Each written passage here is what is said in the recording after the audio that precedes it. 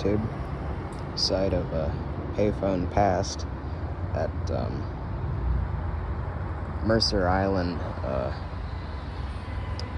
Park and Ride on North Mercer Way. As you can see, there's the 4 bolts where the payphone pedestal was mounted, the telephone and electrical hookups for the light and the phone.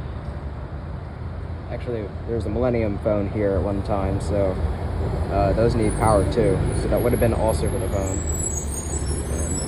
And those holes were for the sign that looked like that, but with a little telephone handset sign. Anyway, that's just a quick update for YouTube. Peace out.